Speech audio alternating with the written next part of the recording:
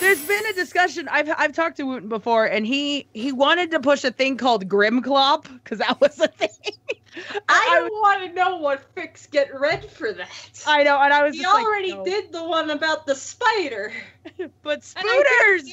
I think that's the peak. Well, that's the thing Wooten does, but thankfully today we are not stuck with Wooten. Then again, we love him. He is always welcome back. But yeah, hello and welcome everybody to the AWKWARDCast. ANY and Keyframe wonder about random drivel. And today with us, continuing our streak of faceless people in our call, TheLostNarrator. Welcome to the show, Lost. Oh, hi. Hello. I just have my little pony avatar in that corner because Yeah, it's also. What are you, one of them brownies? How do they? I don't. What's this brownies? What? I don't know. They keep popping up in our show. I have no reason why.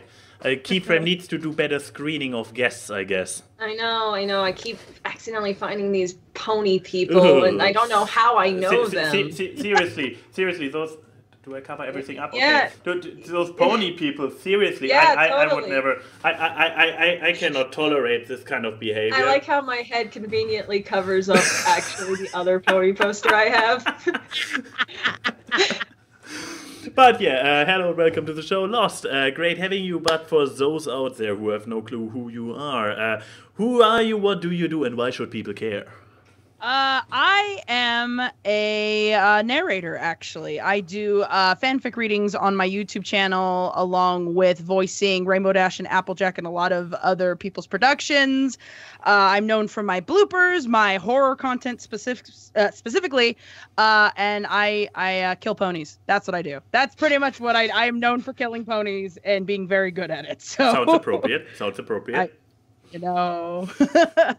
But yeah, that's I was gonna say I do the YouTube stuff. That's what I do. The YouTube's nice.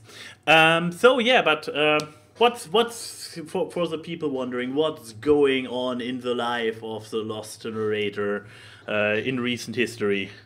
As of right now, because we are in the month of October, which is my favorite month of the whole year. I should have some probes ready, but I don't. I am currently working on my Halloween specials. Every year, I think for the last 5 years, I've had a Halloween special lined up, and it usually leads up either like a week long of Halloween stuff or like over the course of the month. But this time I am currently working on the Halloween specials, which is titled Insidious Inktober. And it's leading up to the finale of the series that I've been working on for the last 4 years of The Tale of the Lost Narrator. And yeah, that's pretty much what I've been working on nonstop for the last like 2 weeks, because the hell is my life. And I am pretty sure you will share a link to this ongoing project with me that I put down in the description below for those watching on YouTube. Oh man, shameless plugs. All them shameless plugs. I mean, this is a part in the show where you can plug the hell out of yourself, so go for it. Plug hard. This is where I whore myself because it's horror month. Oh yeah, horror month. Yeah, that's I was gonna say that's pretty much what I'm working on right now. It's I've actually slowed content for the good chunk of the year. I haven't been able to put out as much content because I have been focusing primarily on the finale, which is the Halloween special this year, which is a 19,000 word story that I've split up into 2 parts. That's going to be released. Yeah, I'm crazy. Because what the hell's my life? But I split it up into 2 parts, so it's a 2-part finale coming up in the last part of October. Nice. So, but yeah, everybody, stay tuned. Follow Lost on the YouTubes and the Twitters, I guess. And it's basically working on Halloween audio play has been your recent life. Period. Well, period. That's it. Fair. Yeah. So, Key, what's going on in you? No. My life was boring this week. Let's have a sandwich between busy, actually interesting because you've had a friend over, so you can actually go do shit, and me being sick and watching reruns of TV shows. So how's your week been? My week, yeah, stuff actually happened because, as Keyframe correctly pointed out, somebody kept dragging me out of the house. So, yes, you kept dragging me out of the house. It was good for you. I beg to differ. I got to see things and had to interact with humans. Ooh. Like I said, good for you. God damn, yeah. But yeah, among the things that I got forced to endure this week was actually my first participation of the Blumen group, because we have one here in Berlin, and now I have seen them live. So far I've only seen like when they appeared in other shows, like Best Time of My Life. You remember that one, Key, with Neil Patrick Harris? Yeah. But yeah, now I got to see the entire show, and I can say it is quite so spectacular. I'm not sure how many people have seen it. It's a very unique spin on things. I've seen recordings of the Vegas show with the original Blue Man group, and I know my parents actually went to see them when they were on tour in New York way back in the 90s. So apparently, I have been told that the Blue Man group is mostly that they do small tweaks to the show itself, but the core elements are basically the same and are still the same that like they have been 10 years ago. So you could be cynical and say if you have seen it once, you have seen the Blue Man show, period. But it's still a very intriguing experience, like what they do with music and the entire. Because to this point, that's a fun thing. To this point, I always believed they were masks, because it's always this expression. It's this expressionless face, like.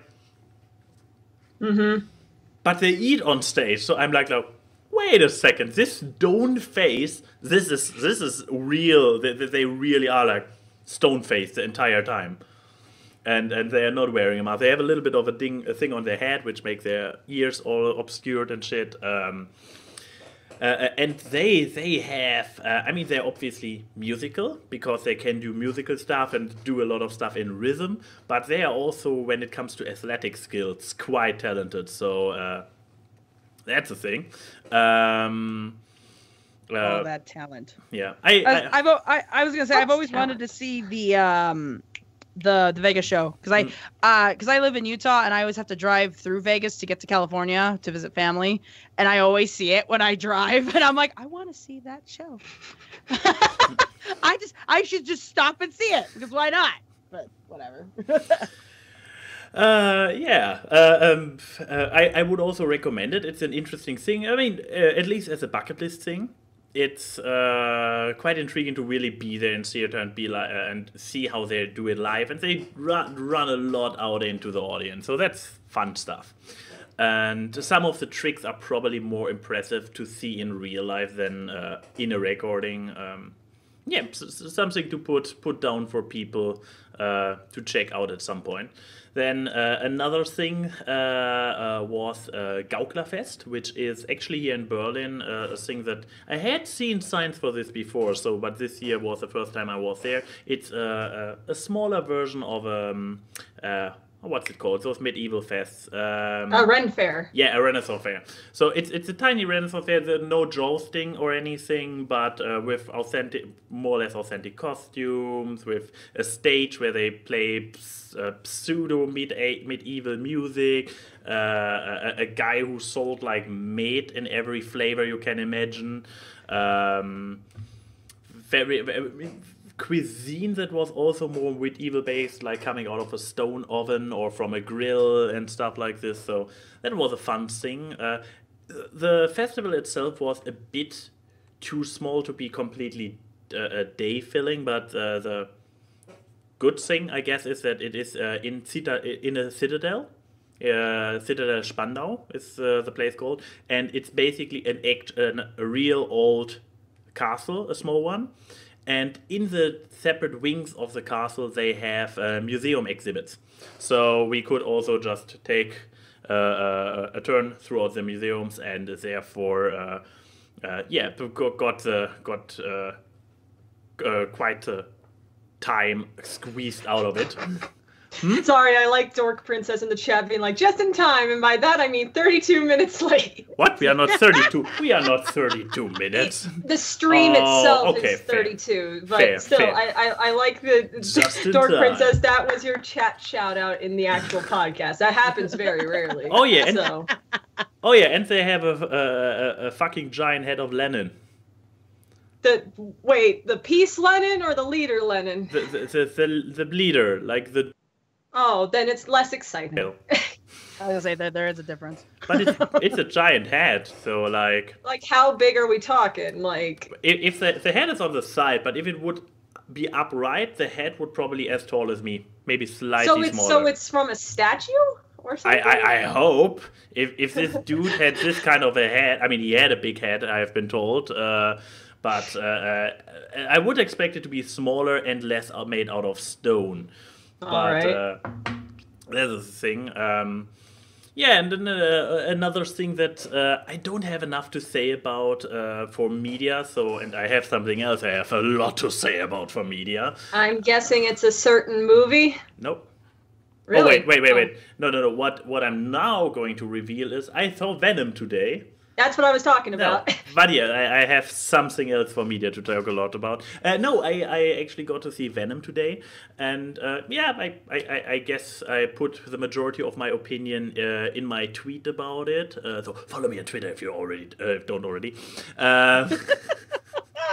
Oh yes, no, please, self.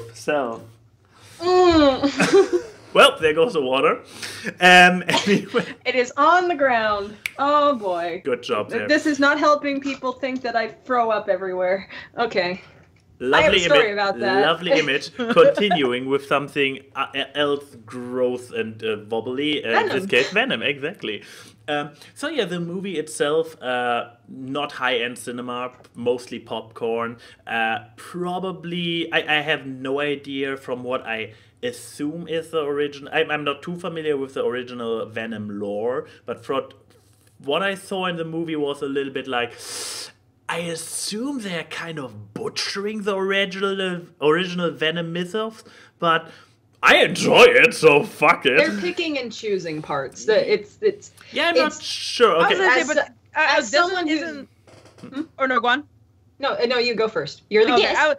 I was gonna say that's what most comic book movies do. They pick and choose and they kind of mesh things together, and then it becomes this either a hot mess or amazing. Yeah, but certain elements, like one element, this is not really spoilery, so I can say it. Like, I believe a lot of the stuff that Venom does with shooting webs and his way of getting around is mostly because the symbiote originally bonded with Spider-Man, right? And that's why he's imitating the spider appeal. Right? I'm trying to remember. I did read the Venom comics, but it's been a while. Yeah, in the incarnations that I have seen, it was always that Venom, the symbiote, first bonded with Peter Parker. They had a good time. They had a good run until Peter realized, hey, this thing is fucking me up. It's kind of evil. Are you talking about Spider-Man 3? Not just. Oh my God! Can we talk about Spider-Man 3? Oh my God! We can talk about it after his opinion of Venom. Fair. But yeah, so the incarnations I knew were not just Spider-Man 3, but also previous incarnations in cartoon shows and so on. That the story goes like, symbiote comes to Earth, symbiote bonds with Peter Parker, they have a cool time until Peter is like, oh shit, my personality changes, and the symbiote is kind of like not good. Maybe not evil, but at least neutral chaotic or whatever, but not your friendly neighborhood spider type. So he usually splits with him, and then Venom bonds with Eddie Brock. Right. So this is the story how I knew it, and this time obviously there is no Spider-Man. No spoilers, I guess. It happens independently. So he still does a lot of those what would be webs, but instead with black goo, like swinging around and stuff. Oh, we have a TLDR. Venom was an alien substance that in the Spider-Man universe, it first clung to Spider-Man, then to Eddie Brock, after Spider-Man rejected and removed it. Yeah, basically, I nailed it. Woohoo! Logic confirmed by pure logic. So yeah, this part of it obviously changed, so we don't see a lot of web swinging activity. So, but he sometimes does moves with just lots and lots of black goo instead of webs. And the visual effect of Venom, of a CGI animation, looks really cool. Yeah, the CG is good. The CGI is good. So that's my compliment for the movie. Hands up for them. I mean, it cannot be unseen that the googly eye edit that went around for a while. You can never unsee this during the entire movie. But effect-wise, done fine. Story-wise, a little bit like and it turns a little bit into this mild spoilers, I guess. It turns a little bit into a buddy comedy halfway through. Oh god. So the symbiote and Eddie kind of why the symbiote is still like the asshole type. It's I have to spoil this one scene. Sorry for it. So they are. Wait, do we have the spoiler warning? I can do a spoiler warning, but it's really one scene. It is inconsequential. Doesn't matter. It's still a scene. Fair. So this one. Holy scene, shit! It turned red. Okay. It's a spoiler with warning. With our lovely gifts from Microsoft 98. I know, right? So they are standing in a skyscraper in front of an open window, and the symbiote is like, "Now jump." Cut, next scene, Eddie Brooks standing in front of an elevator and the symbiote like, pussy. I mean, the symbiote can take over control, so the symbiote could have just done the jump for Eddie, but no, he let Eddie steer, and he was like, no, jump, pussy. The problem, because I've seen the movie. Okay. My problem with the movie, besides the fact that, Tom Hardy, you can pick so many better movies. Should I keep the spoilers up, or? No, not really. Okay, this is spoiler free. Okay. But, Tom Hardy has a much better taste in movies. But my opinion went down on him because of this. I'm sorry. Tom Hardy has done some fantastic fucking work, and I just can't believe he picked this movie. And the thing is, Tom Hardy being Venom and Eddie was the reason I was excited for this movie. Because God, I love Tom Hardy. But no, the problem with the movie is it wanted to be. It felt like the directors have seen the Amazing Spider-Man movies, the Marvel Cinematic Universe movies, and Deadpool, and none of them knew which one they wanted to really channel because there feels to be such a tonal disparity throughout the entire movie in different acts and to the point of different scenes. And I'm like, I see good things in this movie. There are things that if it focused more on this tone, it could have been better. Because let's face it, this whole Spider-Man-less cinematic universe they're creating with this and the Mysterio movie and everything coming up, to me, the only true way to actually make this work is to go the more Deadpool self-aware route. Yeah, because you're here without your title boy. So it's like, do what the Batman animated series did when they had episodes that just focused on the rogues. Why don't you do something like that? Because when you're trying to put this serious humanity into these characters, it doesn't work because then you're doing this. I'm trying to find out the rating. Does anybody know the rating for the movie? Oh no, the rating was originally going to be R, and then they dumped it down to teen. Okay, I remember because that's the thing. I was gonna say that was my biggest issue with it. I haven't seen the movie. I've actually been watching this because I do like the Spider-Man universe. And I feel like Sony was like, "Hey, Fox is having fun with Deadpool. Why don't we make our own fucking Deadpool?" And that's what I feel like this is going to be. Or like I said, I haven't seen the movie, but from the things I've seen, it kind of has that vibe. And I'm just like, but then they made it teen. They dumbed it down so that's that probably what Keyframe was like, the tonal shift. They wanted to maybe do Deadpool, but they didn't go all the way through, and so it's not funny enough to be a Deadpool. It's not, and then the dumbed down rating because I wasn't sure earlier if it was me misremembering something or a rumor or whatever, but it originally was R-rated. Okay, because this was also, I could recall sitting in cinema seeing the first trailer and being like, an R-rated Venom, this could be fucking interesting. And then I watched the movie and I was like, nothing in here screams R-rated. You know what would make this movie so much better? If they didn't save that. It's a spoilery thing, but the movie would be so much better if it was Venom versus Carnage, the movie. Oh, it would have been so much better. Oh, I would have thrown all my money at that. What the fuck are you talking about? Carnage is the best fucking villain. I love him so much because he is Carnage, and I just wish that it was the movie, because if there's one thing that Venom could go against where you could put him in a more hero-y role is when you put him against Carnage, because they've already done that in the comics. Yeah, and the Carnage is so evil that Venom automatically comes across as good. Or at least heroic, anti-heroic, whatever. I was gonna say it's the idea of taking a villain and putting them up against an even shittier villain or an even more evil villain, so that it makes that villain an anti-hero. That's the way you kind of some kind of Suicide Squad. I mean, but, yeah. Anyways, the last thing that happened this week, finally, after 2 weeks, my TV arrived. Wait, it took 2 weeks. It took 2 weeks.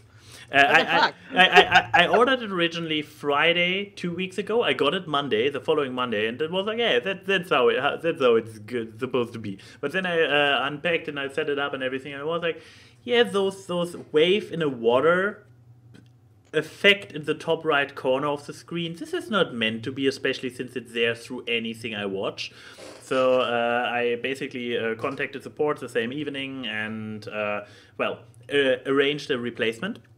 So I even took the following Thursday off this whole stuff that I talked before, so I keep it short though. I took actually work, I didn't take off work, but I did home office. You did home office. I did home office the Thursday after it, because it was supposed to, the broken telly was supposed to be picked up, the new telly was about to arrive, and the stand for the telly was about to arrive.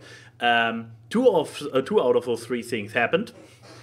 And then I had this empty stand for a television standing there, looking all pathetic and lonely for another week, until Friday evening, when I had friends over for a board game night, which also happened. I had a board game night at my place.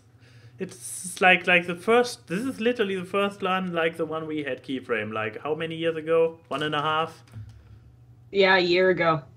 Like it finally, some of my board games got to be de-dusted thanks to Yuri and his girlfriend, and Denim obviously, but yeah, a board game, and then of course the one evening I have people over, the TV arrives. Of course it does. Yeet! Because, hello friends, welcome to my ding dong. Wait a second. Oh, here's a giant box I now have to park in front of you. But yeah, now I was able to it has no blotches in the screen, so I got to enjoy an actual television. I could watch stuff on Netflix on it. I even could hook up my Steam Link and play a little bit of Fallout 4 with a controller, which I have to say, I still don't get how people can play ego shooters with controllers. It's so unprecise, it's horrible. And if Fallout wouldn't come with the VAT system, I mean, I will not say that I don't suck at Fallout, but then I would really suck at Fallout. At least you playing would on the go big as screen. moderately bad to Aaron from Game Grumps bad at video games. Probably. But yeah, this were all the fun and happy things that happened to me this week. Meeting people, getting out of the house, it was all pretty disturbing, and I'm glad that I'm back in my tiny corner, like, with my back to the wall. And yeah, Keyframe, how was your week? So, I bet people can notice that I don't sound like death anymore. Or at least the usual sound of death that I am. But yeah, if people remember last week's podcast, I was starting to get sick. And I thought it was just a cold. Nope! It was an ear infection in both ears. Yeah, that's the spirit.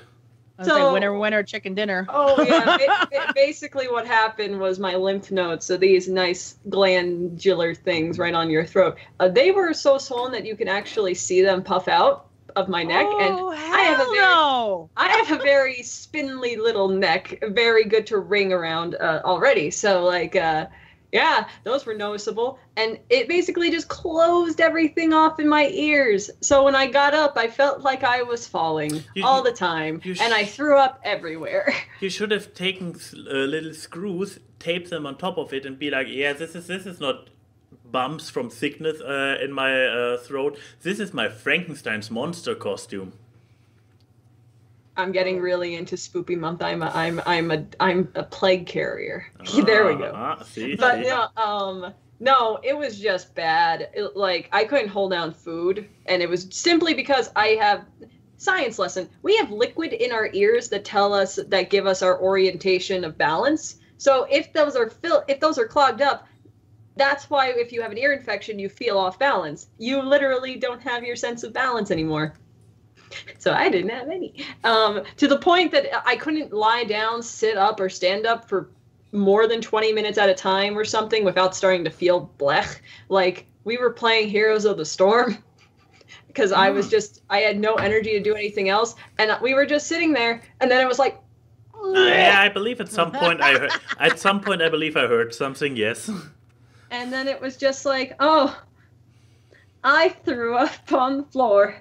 And since I didn't eat anything that day, it was just acid. So I just was like, I'm just going to take this towel and put it right there. Because I'm not picking up stomach acid.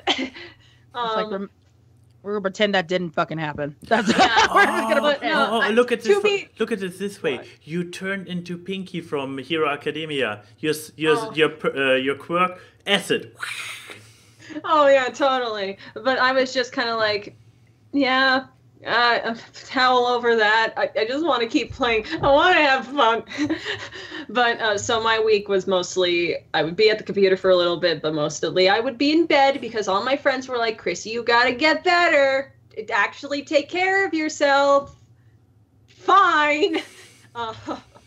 But no, because of that, I actually started something, a little project that I'm still doing even though I'm healthy. Have you ever heard of Inktober? Inktober is basically this drawing thing that artists do throughout the month of October where you try to draw every day. I'm not doing that. I at least try to start a drawing every day. I don't finish them every day, but yeah, I finish them the next day and stuff.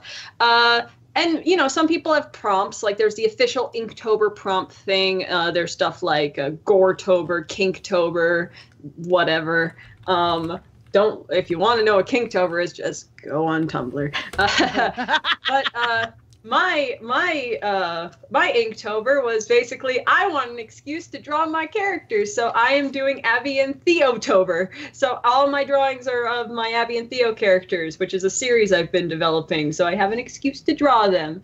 And I don't put them all up every day on Twitter. I'm just saving them so I can have sets to just put up.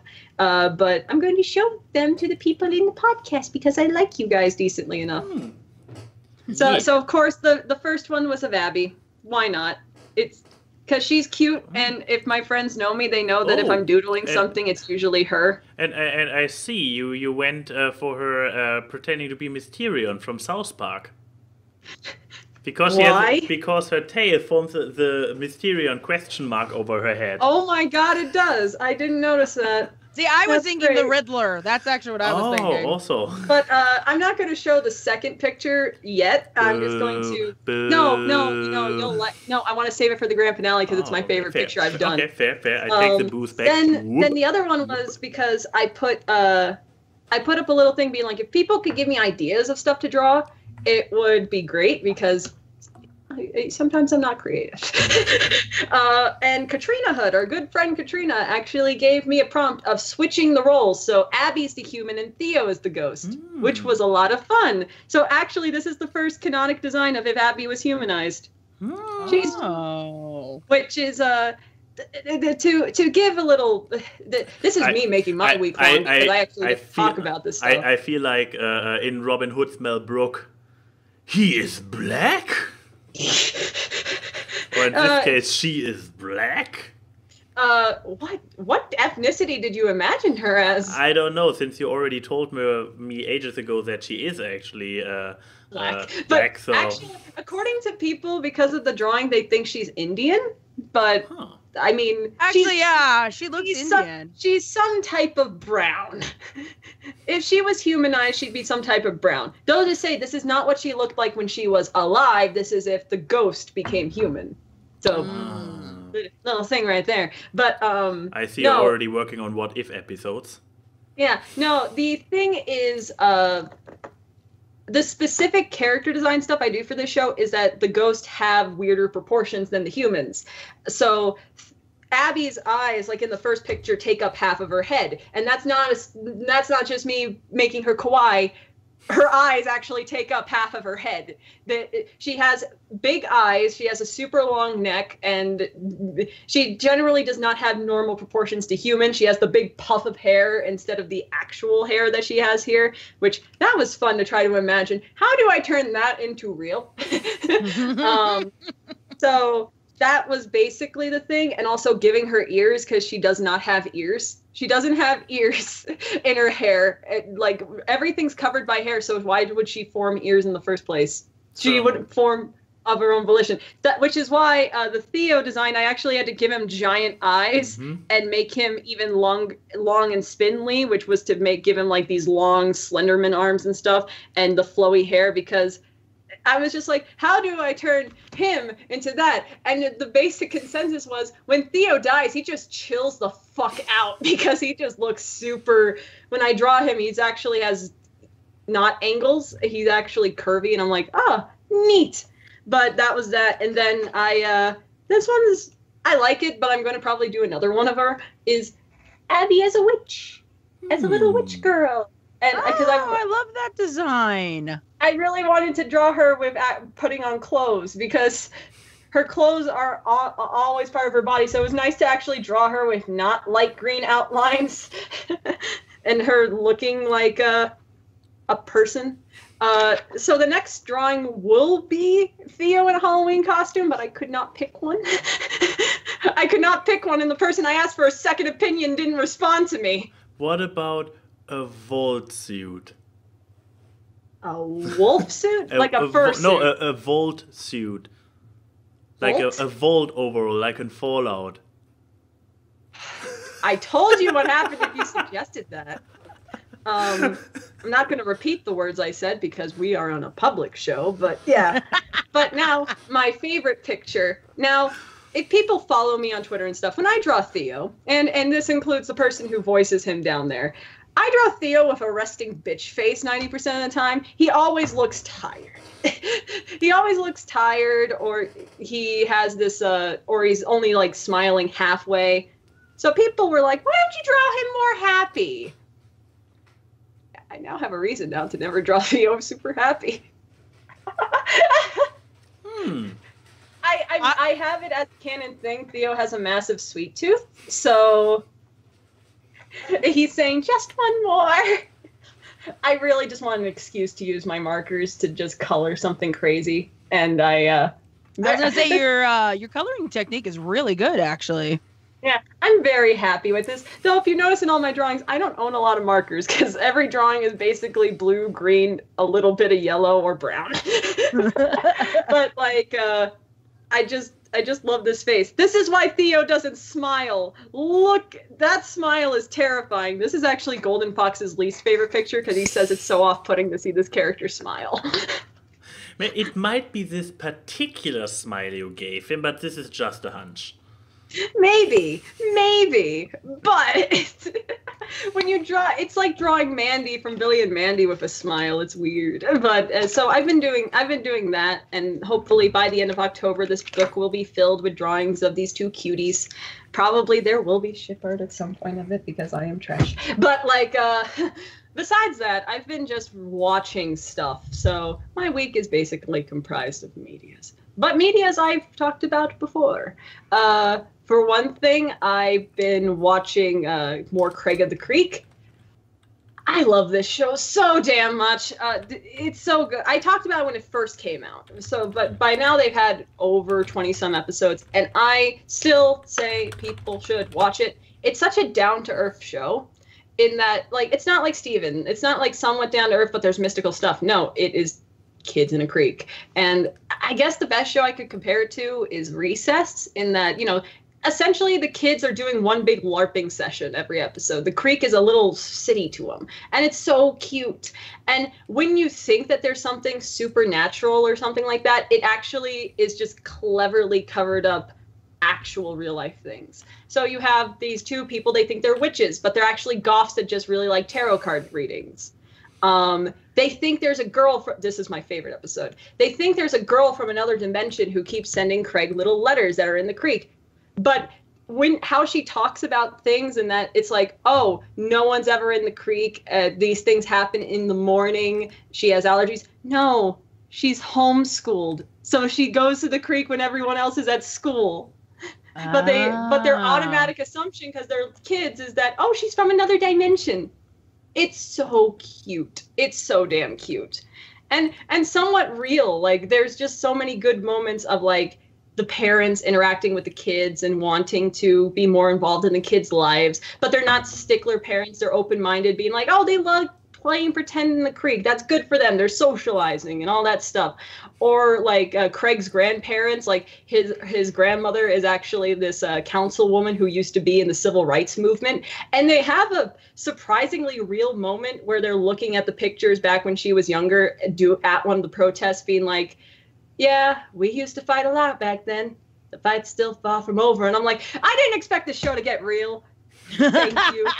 But it's such a good show. And like, I was just watching some episodes and I was like, I feel good. I feel good, but it's not like a turn your brain off show kind of good. It's just like I like these characters. This feels good to watch. And it's like Hilda, but without the super supernatural stuff. It just gives me these warm fuzzies that I like, and I really just want to push the show on people. But because it's actually just an episodic, happy, nice show, I feel like a lot of my friends are like, it's not a serialized show. I watch good entertainment. So no one appreciates slice of life anymore, I swear. This kind of wholesomeness just makes me sick. But like it's so good. But other stuff that I've been like watching, I've been like rewatching a lot of YouTube channels, like The Odd Ones Out and all this stuff. Basically, just binge watching channels. And The Odd Ones Out is doing a Kickstarter for a card game thing, and I want this card game, but like its Kickstarter had a $10,000 goal. In one day, it raised over $116,000. Holy shit. I still have the Kickstarter up on my page. How much is it at now? Oh my god, it is at it's still going. It's at $126,000. What is he going to do with this money now? I don't know. His stretch goal was to actually do a proper funeral for Harry the Moth. But in real talk, he says that he's going to do he's new upgrades and new cards added to the campaign and all this stuff. But I'm just like, what are you gonna do with over $100,000 more dollars? Like for a card game? That's what I'm wondering. I mean, it's a realistic goal to be like, hey, 10,000 for a card game sounds appropriate. I mean, at this point, he's getting close to be able to turn it into a video game. I was gonna say, is he gonna start like maybe using like making it into a mobile app? Because I know a lot of card games have gone that route. I mean, Exploding Kittens, I know that went that route. I have that game. That's a fucking awesome game. Yeah, I'm not sure, because the game is basically you have to get like you have to match certain types of cards in your hand, and then you have to try to grab one of the moth figurines, because it's cards and figurines. But yeah, but if you guys want to pledge to it and you know, get the game and all that stuff early, which is one of their goals and stuff, you can. I'll give Max the link to put into the description. So there you go. But I'm just I love that The Odd Ones Out is doing so much stuff, because he has a book. He now has a card game.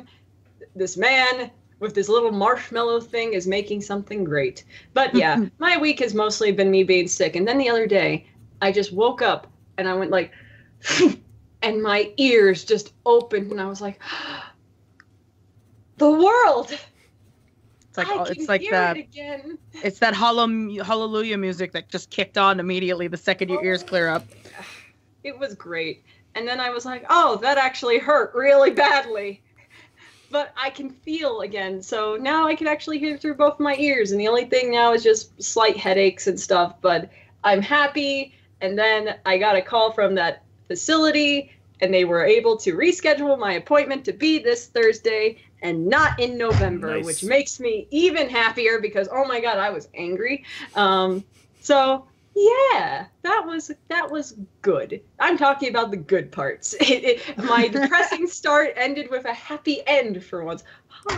But yeah, with that, I want to move to my media. Ooh. Oh man. My media is a YouTube channel I found recently, which was one of my adventures of being sick. It's called Alex Myers.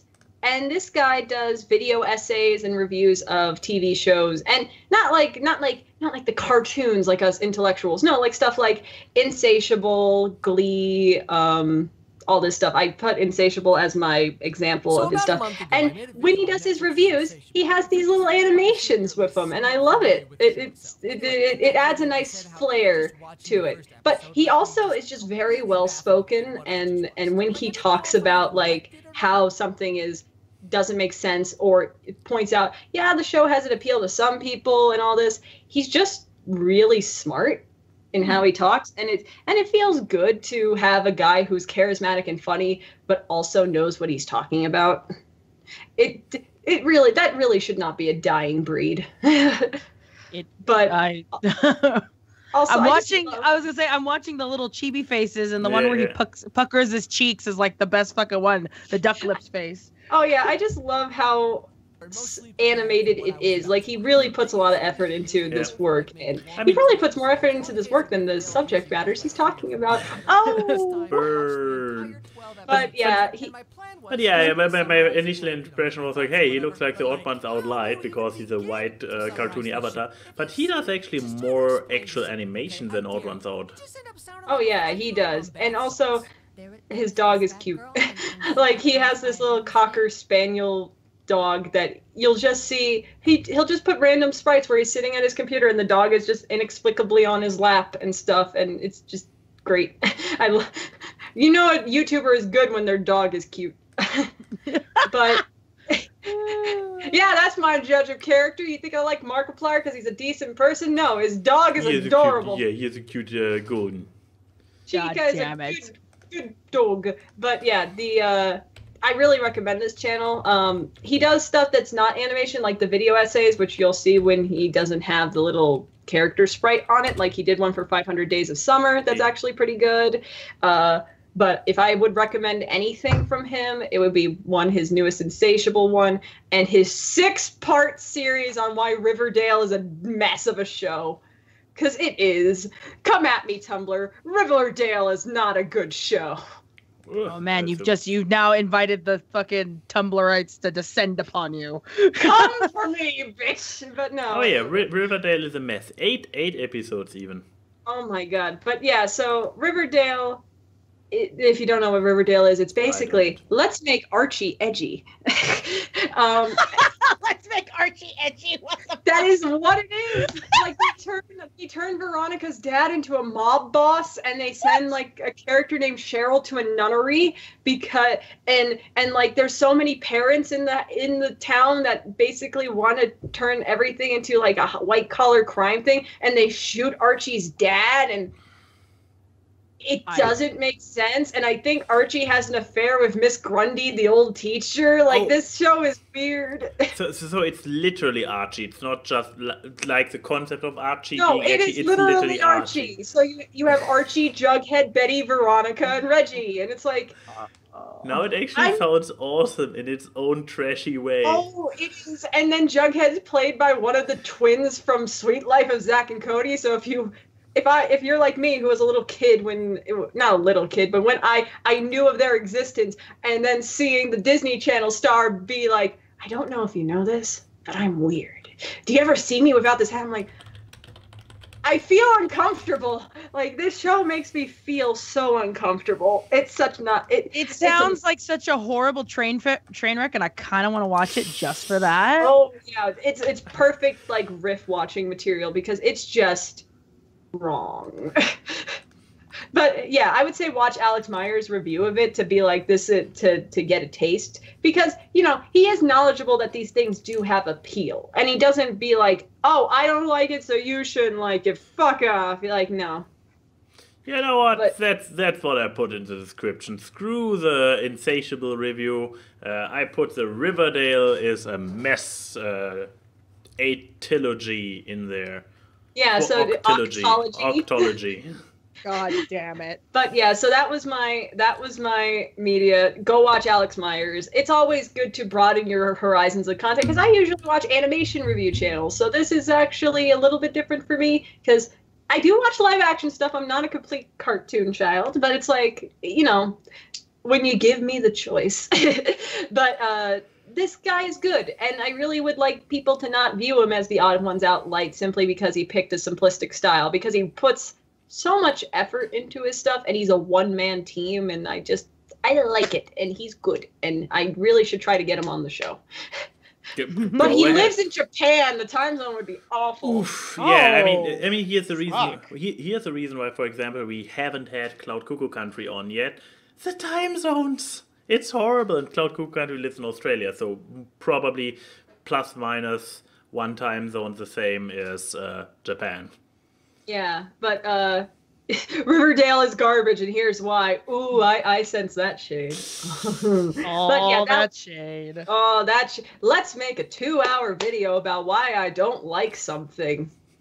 I mean, that's what I saw that a few days ago. Somebody did like a 2-hour rant as to why Steven Universe is shit. Yeah, that's what we're referencing. Yeah. Oh, no. And no, it's not the one you're thinking. It's someone else. And really? It's not that one. No, it's not that one. It was another one. And all it was just listing all of the issues with the show. Oh, that the Robo Buddies one? No, not the Robo Buddies. I don't know which one it was. It's not. Okay, it came out. It came out before that one. That one. Okay, that one. I have a Lily Orchard. I have an Ease Peas. I have a Jackie Boys. I have a Shariffles production.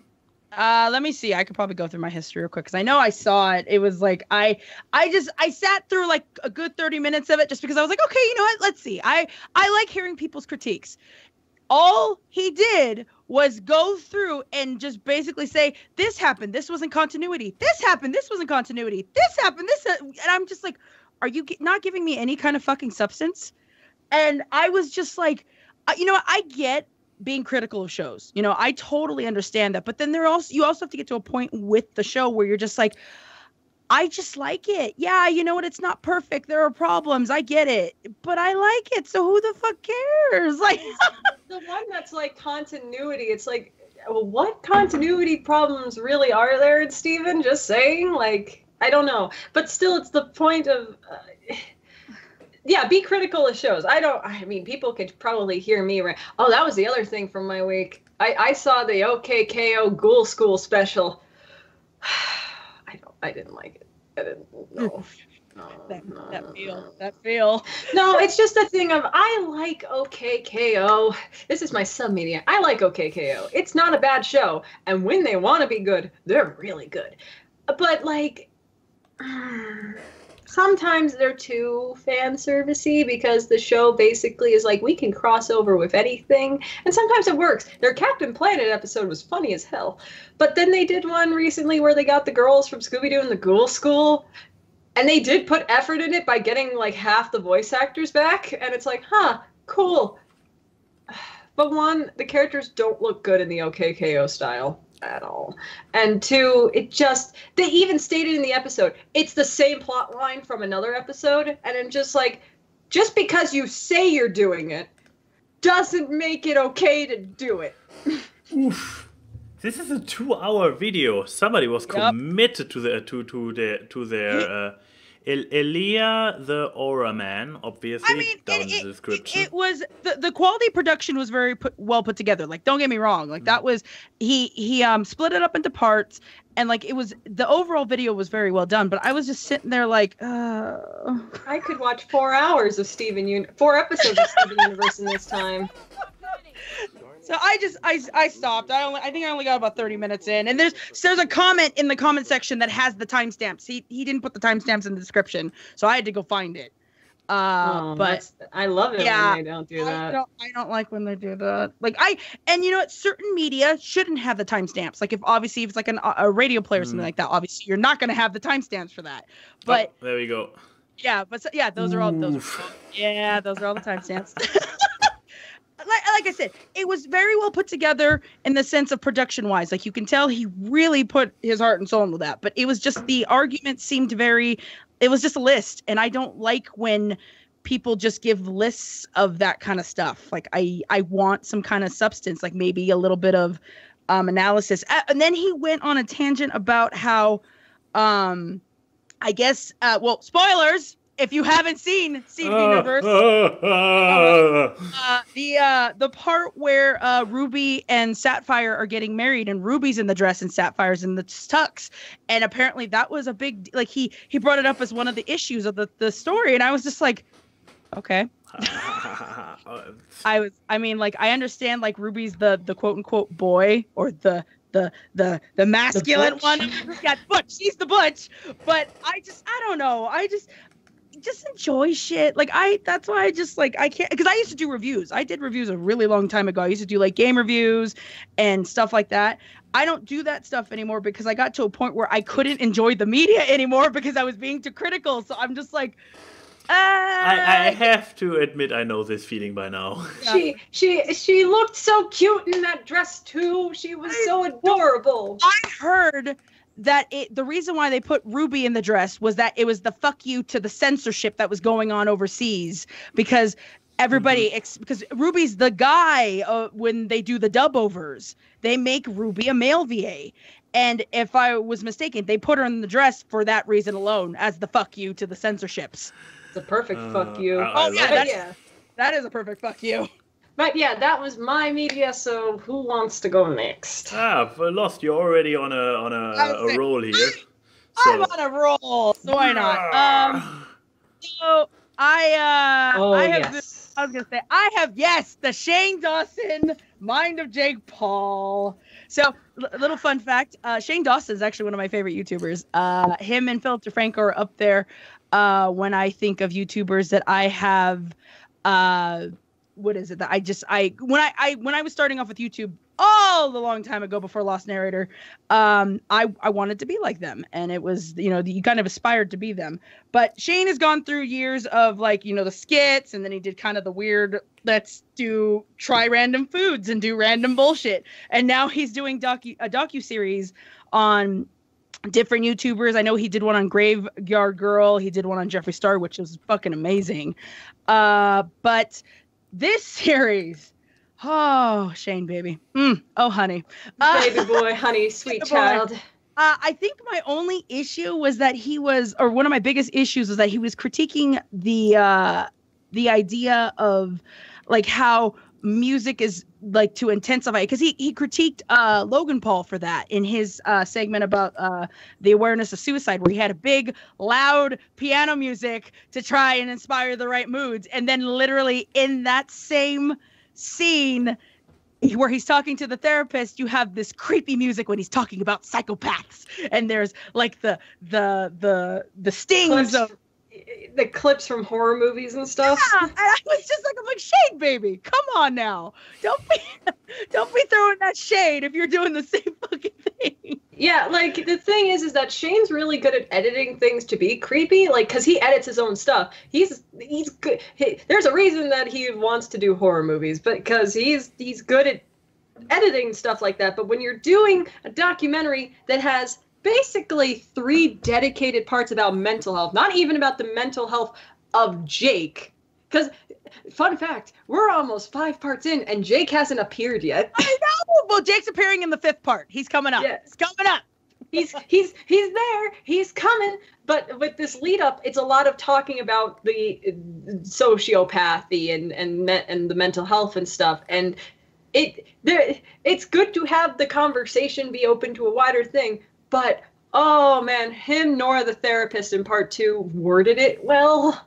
Oh yeah. No, and don't get me wrong, like after he apologized in part 3, like the series has seemed to actually shift a lot better now. Like it doesn't seem as he's a little bit more self-aware of what he's doing.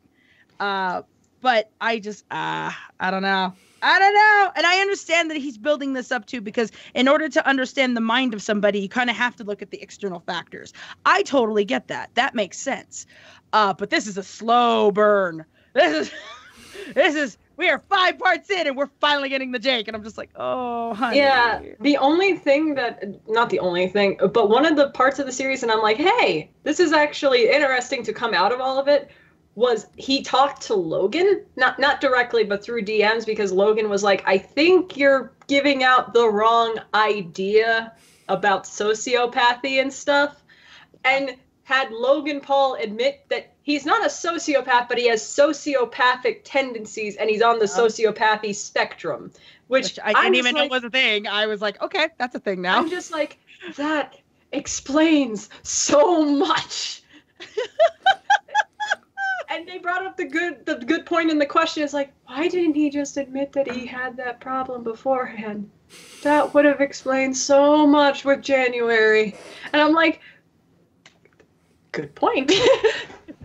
That would explain why he acted the way he did in that forest. Oh my God. Yeah. Oh, but like that mess. Oof. That Oof. Yeah, there's no. Between the two of you who have both seen it, or especially Lost, so what to expect from somebody who doesn't really care about Jake Paul? Is it? Should I watch it? I like it because I am biased. I like Shane. Shane is he's a little too compassionate at times, and he's all like, I'm trying to be objective. No, honey, we already know you're trying to see the good in people, but that's why I like Shane, because he does try to do that. But I am a little biased. I don't like Logan Paul and I don't like Jake Paul especially because of the type of audience they have and the way they hold themselves. And you have these kids that are so impressionable and don't understand that this is not how you should act. Like, you shouldn't be going around being a complete twat. You shouldn't be going around just, pranking people like assholes, even though the pranks are obviously fake. That was something that was admitted in one of the parts. But okay, wasn't there also the prank about him pretending to get shot in front of his underage fans? Oh, that was Logan. Yeah, that was Logan. That wasn't Jake. Again, the sociopathic spectrum explains so much. Yeah. I suddenly can identify with them. But no, I would recommend, even because I don't watch Jake Paul. I don't watch Logan Paul. The only way that I know what they've done is because, well, Philly talks about them. The fucking news and stuff like that. But it's an interesting series. One, kind of to cringe at the stuff in the first 2 parts. Yeah. But also, at least, especially with the recent one, because they talked to the old manager of Team 10 and stuff, it's interesting to hear them discuss about the line between the audience being immersed and not in the fear of what would they act like if they knew that things were fake, and the consequences that come with it. And so that's the interesting stuff, at least when I see these YouTuber documentaries, is pulling the veil behind the actual business side of things, because especially when something that really shouldn't be business, like vlogging, but it's this, at least for the first 4 parts, it's interesting because it's not exactly about Jake Paul at all. How does this work? So because I believe, once again, I only mostly know about this due to, you cannot talk about that? What? Huh? No, I was wondering because people were pointing towards logic. Oh, they don't want us to talk about the creepy dad. We're not going to talk about that. Go on though. What's your thought? Okay. Because I was trying to follow the chat. Because I mostly know about the existence of this entire show due to Philip DeFranco, because I have not watched any Shane Dawson to this point. Apparently, I'm missing out going by you, Lost. God damn it! Today with names. If I had to say where you had to start with the Jeffree Star series. Don't start with this one. The Jeffree Star one is a lot more interesting. Okay. Don't watch the Tanacon one, because that's the one of Shane being way too. If you actually want to see someone who's probably a sociopath or has some kind of manipulative disorder, watch the Tanacon one, because oh my God, Tana. Oh, no one has made me more angry even though I don't know who they are personally, than that woman. Oh yeah, the Tana condoms, yeah. I'm that Anacondas. But point yeah, is- point is exactly in Phil's videos. I believe I saw snippets of it. It might also just be trailer snippets, but I saw Paul running around in the clip. So what is it? He's just running from psychologist to psychologist, describes what Jake does, and based on that they do analysis. Yes, they pretty much the first episode is Shane going over who Jake Paul is. He gives a really good summary of, in case you have no idea who the fuck Jake Paul is, he does a pretty good job summarizing it. So I should start with the first video yes, then. You start with the first one. The second one is him interviewing a therapist about what psychopath or sociopath. I was like, wait, not psychopath, sociopaths. God damn it, me. Sociopaths are the definitions, what they actually like, their symptoms and things like that. But it's very biased because you can tell he wants to shift the audience to believing that Jake is. And it's just, you kind of have to go in with your skeptical specs on. You gotta just kind of look at it. Skeptical spectacles. Yes, the skeptical spectacles. Part 3 is him going over YouTube videos of Jake's family, and Jesus Christ, the cringe in that one alone is like fucking palpable. Not from Shane mostly. It's the his videos. Family. Oof. It's the videos of his family. Greg. And then we don't talk about the dad. We're not there yet. And then 4 is him talking to his ex-manager of Team 10. And now the 5th one is we're finally going to the Paul house. And that one's supposed to be coming out Monday, I believe.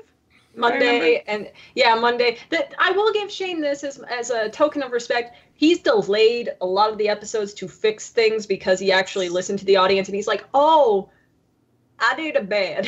Yeah, and he's even apologized too. Like, he has taken accountability for it. That's why I'm like, I love Shane. Shane is just and that is my bias. I'm a little biased on that. But this series has been very interesting to watch as a whole because of how you shouldn't handle mental health things. Like, you should have a little bit more tact with it. But then the intricacies of Jake's the behind the scenes on, how did he become this complete douchey person, supposedly. So it's that, it's character studies. I love things on character studies, where you break them down and you learn the intricacies as to what makes them tick. Why are they the way they are? Do they have legitimate reasons for that, or are they just a fucking garbage person? I'm gonna love if Max watches this and he's like, these girls, what are they seeing? I know, right? This is so wrong. This is shit. What are they? This is shit. What the hell? This is garbage. I guess I keep you guys posted. Now I have to watch it. So instead of the next episode of Critical Role, I watch I guess the Mind of Jake Paul. Yeah. Great switch. But is that all you have to say about the documentary, Lost? Yeah, I was gonna say that's pretty much it. Between the editing, because I don't have a life right now. That was the only keeping up to tabs on, because I was just like, oh my god, I'm eating lunch and it came out. Fuck it, we're watching it. So that's usually what would happen. All right. Okay. Well, what about your Netflix thingy? Yes. I mean, we are already at an hour, and we have not even reached the questions, and I still have a media I have a little bit to say about, so this will be an interesting one. I try to keep myself short. So yeah. No, we didn't try, so you cannot try. I have work in the morning, thank you.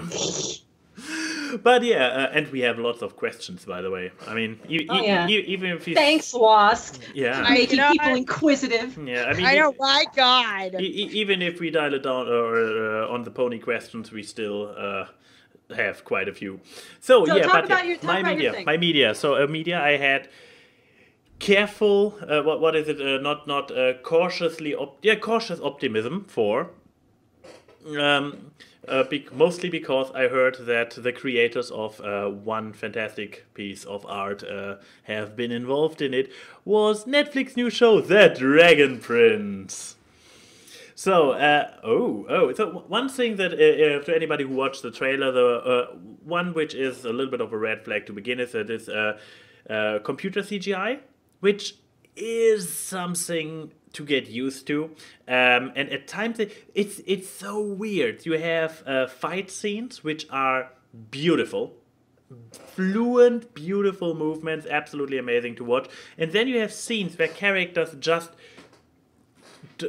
stand, just do small stuff like talking, and you see frames missing in their movement. It's like, huh? But at the end of the day, I would say that the animation is not really the part I want to talk about the most. It's like animation I can finish up with, as I said, with a little red flag or with a little notion of it's something that needs getting used to, and sometimes it's for some reason drops in quality rapidly. Hot take. I like the animation style of this show. Fair. I think it's really unique and new, and I'm tired of people complaining about it being CGI. No, Shut the fuck up. Sorry. That's Fair, not to you. fair. That's to the general Okay. audience. Yeah, but anyway, continue. Sorry. Wait, let me. Okay, if we talk about it, Dragon Prince trailer. So let's just share our view of the animation with the peoples.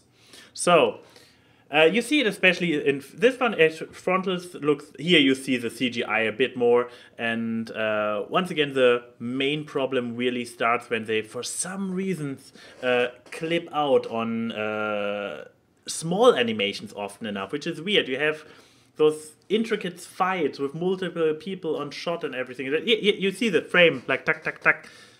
Stuff like this happens in the show, and once again, it's a little bit a matter of getting used to, but no deal breaker for me personally.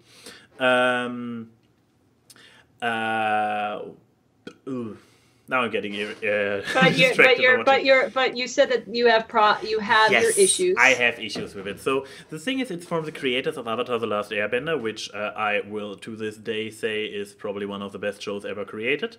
And you feel it. You feel that they tried to recapture some of the Avatar-esque things in this show. But it's a little bit of hit and miss. And for example, what made Avatar pretty great is that they had gray characters, that they had that it was not completely black and white. I mean, okay, you can say that at the end of the day, the Fire Lord was pretty black without any whiteness whatsoever. He was just mustache twirling evil. I mean, he was voiced by Joker. Mark Hamill. Mark Hamill? Yeah, he was voiced by Mark Hamill. Do I need to say more? Because except for Luke Skywalker, has Mark Hamill ever done a not crazy monstrous person? Especially in his voiceovers. Skips in regular show? Maybe.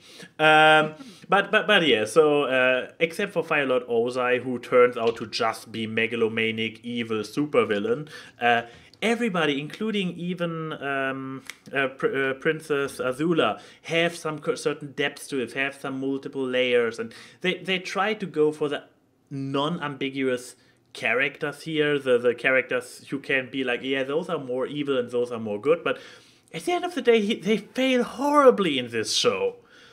So I'm still waiting for a scene from the first or so episode where the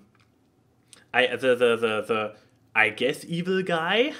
Everything he does is very evilish, and but then there's this one scene where the implication is that he's willing to sacrifice himself, and it's like, how are you going to retcon this later? Because 2 episodes later, he's like backstabby, murderous, evil, like evil, and I'm going all out there with the rhetoric today, and those kind of aspects fail. And then with the characters, I mean, one fun thing is that the main protagonist, the dude over here, is actually voiced by the same same voice actor as Sokka from Avatar: The Last Airbender. So it's and he is basically Sokka. He's a goofball who he's a good boy. He's a good boy, but also the dynamic between the characters is so.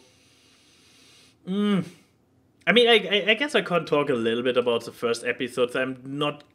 I don't think it's too spoilery. So first world building. So it starts with hey, the world is super duper A-okay until those bad guys do something. You know, like, everything was in harmony until the Fire Nation attacked. In this particular case, it's basically a narrated over prologue, which, once again, like Avatar.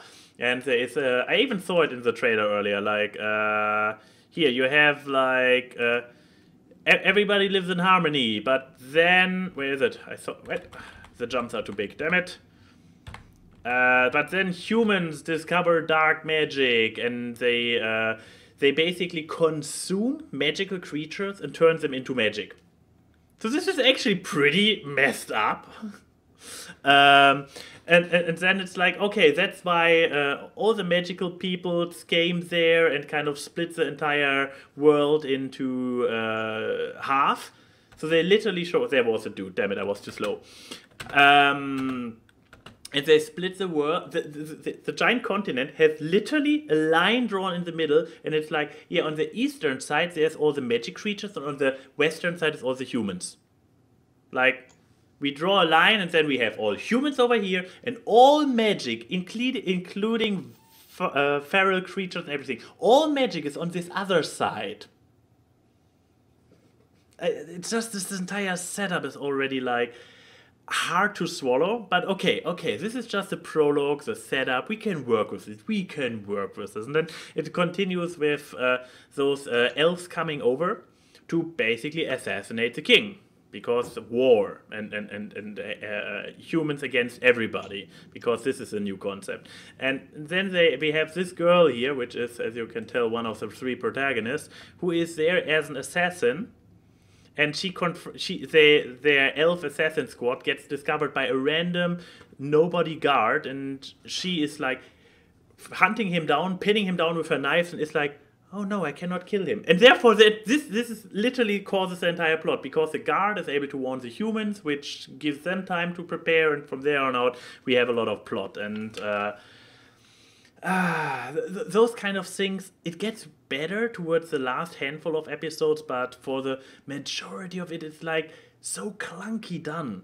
And I want to love this show, and you feel, every now and then you feel like dynamic between characters and how they interact. You feel what you had with Avatar, like well-crafted characters, interesting characters. And then it falls apart again with some absolutely stupid moments. They are standing in a really...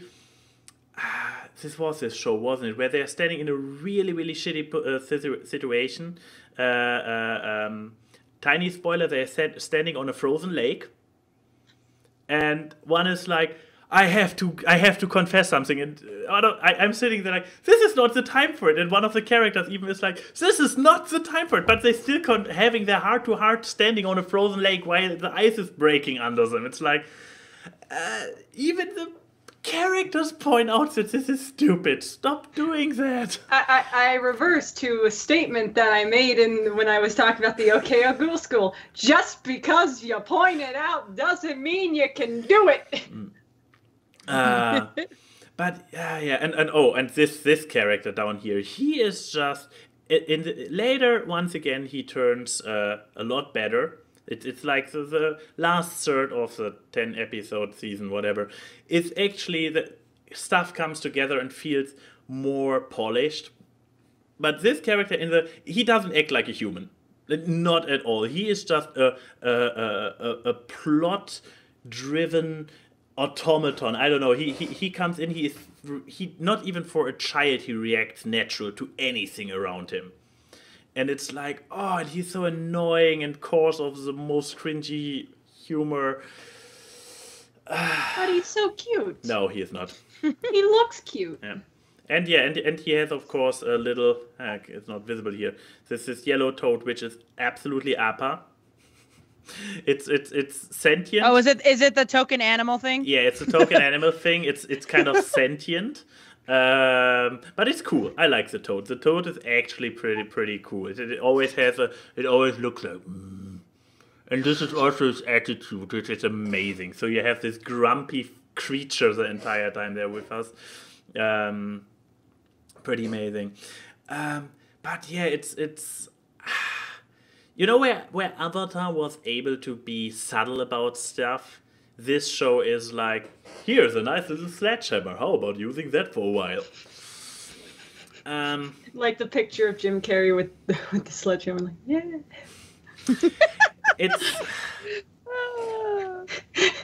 but is that? Are you? Yes, do you feel a bit better? Did you let it out? I feel a bit better. I'm feeling that I kind of regret that I watched it earlier this week because some of the aspects already slipped my mind. Like once I had them, vitriol has seeped out. Yeah, right now, but also right after watching it, I had so much more details about why it's where its failings are, and it's so painful because you feel there is good in there.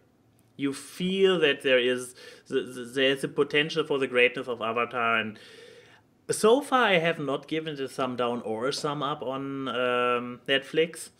I will probably leave it to I will watch the second season because, as I said, first season got a lot better towards the end. And probably the second season will decide if I hate or love this show. So far, It sounds like disenchantment syndrome, where the show gets so much better near the end. Yeah, it's not even near the end. It's near the first season. So I would probably, if you have Netflix, check it out. It's only 10 episodes, 25 minutes per episode. Stay. This is always the worst thing you can do to pitch a show. Like, it's get better later on. This is what stops people from watching Steven Universe. I know. But this is literally what I can say. Like, the first one to two episodes are really, let's just call it bad. It's not just not good.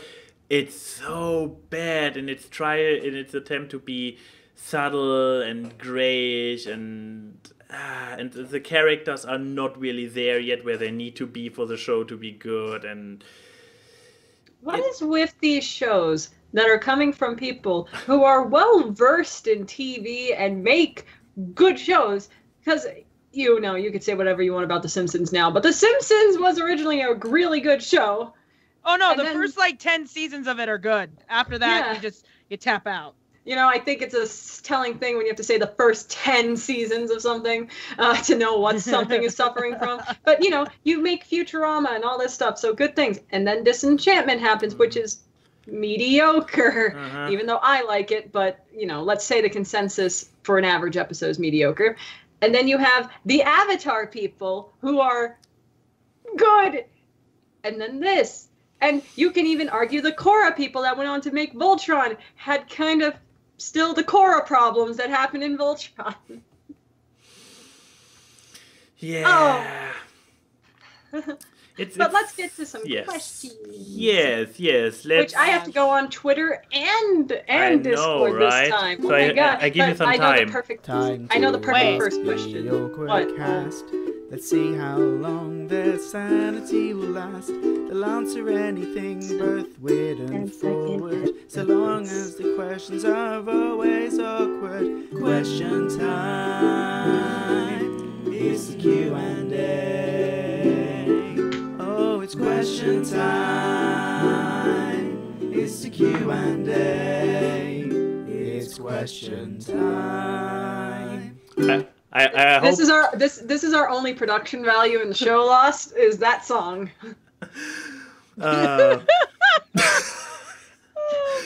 You still need to make a 10-second edit of it. I know. I push it off. But yeah, I hope you use the additional 20 extra seconds to already pick out the good questions. Yes, I did pick out the good questions. And skip out the majority of the pony questions. I know. I found there's 2 pony questions that I like, but we're going to start with the not ponies. Oh man, the not pony. Oh fuck. Yeah, the Try Hard reviewer nobody asked. Ah, God, I love that name. I love that name so much. It's also the person with the horror question from last week. Yes, go for it. Yes. Would you rather always trip and fall down every staircase you climbed, risking death every time, or accidentally call someone mommy or daddy at the end of a conversation? Like, I'm going to put, always accidentally call someone. Okay, that's like, this is like on par when you go to get food And when the person's like, here, enjoy your meal, and then you say, yeah, you too, and then you just feel like the most awkward piece of shit, I would rather fall face first into the stairs every fucking time than I have really, most people don't know this because I'm pretty good about hiding it and I have lots of medication, but I have really bad social anxiety. So, I would take those stairs like a trooper. I don't need to hear Lost call me mommy. I don't need that. Nope. Fucking nope. No. I'm hosting a show called The Awkward Cast. I take the mommy and daddy over a simple... Falling down over the potential of dying for every single stair. I mean, my work is in the on the sixth floor. I'm living on the first floor. I would risk my life so many times every single day. No, thank you. I'd rather say mommy to my boss. Why don't you wear a helmet every time you walk down the stairs? Or you could get one of those things where like it's the old people, they get it, like it's the mobile chair. The one that where goes you have to up sit down in the it goes up the stairs. You could do that. Fuck it. Oh no! The thing I'm imagining now is A&Y's at work and it's just like, well, okay, well, bye guys, and he's putting on a bunch of protective padding, so he looks like that kid in the Christmas Story movie that puts on too much winter clothes that you can't put down your arms and be like, whoop, boom, boom, boom, See, boom, I first of all, this would make this entire thing a self-fulfilling prophecy because then of course you fall down every stair if you can't move anymore. I know, but still, it's just the thing of putting on the protective clothing, so might as well make it fun. Boom, boom, boom. And second of all, I still say this sounds far too inconvenient. I just keep calling people mommy and daddy. The people Now it's people time for who me to know choose. Yeah. Oh. You already got solid reasoning for both sides. Where are you? But the thing is, giving your clumsiness, I trip and fall down the stairs a lot already. I mean, some of my first memories as a child is not making it up the stairs. Here's the thing, I'm fucked either way because people, my friends, would never let it go if I called them mommy or daddy. I know one friend who would never let it go. Which way am I looking? Yeah. But, you know what? I don't want to die. So I guess, Lost, you're my new mommy, and Max, hi, daddy. Like, no. I would just take it. I don't even care. My ankle's already fucked as it is. So by the time that like a week would go by, I probably would just have to like just chop off my legs already at that point. Just go bionic. Fuck it. Fuck it. Okay, we have one stair person, two parent people, I guess. But thank you, Tryhard. I love your questions, dude. Your questions are good. Or ma'am. I don't know who you are. But you're cool. So moving on to a Discord question. Ooh, okay. Charlie asked, has there been any moments in recent memory that made you think your life was a sitcom? I feel like he's projecting something there. Yeah, I was gonna say, there's a bit projection there. But I have plenty of moments. I have one moment that's great. My life basically is a sitcom of how many people live in this apartment. But oh yeah, it is. But but one of the moments that I think is a sitcom moment actually didn't happen here. It was while I was visiting Max in Berlin, and it was when I accidentally locked myself out of the apartment. Oh yeah. Okay, this was great. So I was like, you know what? I'm gonna cook dinner tonight and make something nice for us. So I grab my wallet, I grab my passport in case I wanted, because I think I was gonna buy alcohol, and I was like walk out, pat my back pocket that I always keep the keys in. Why do I only feel my ass? And then I looked as soon as the door just went. Oh no.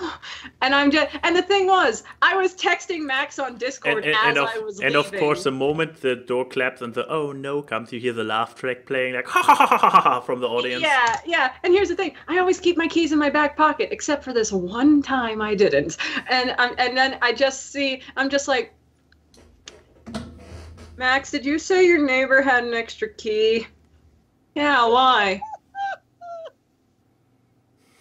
And then off went me having to talk to this person who didn't speak a lick of English through Google Translate. And it worked. I mean, but Google Translate. Yeah.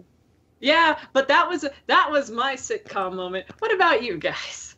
I've since being with Mag, our anthem is "It's never a dull moment," because it really is never a fucking dull moment. There was a point where we were living at the old apartment, and we had purchased a new car.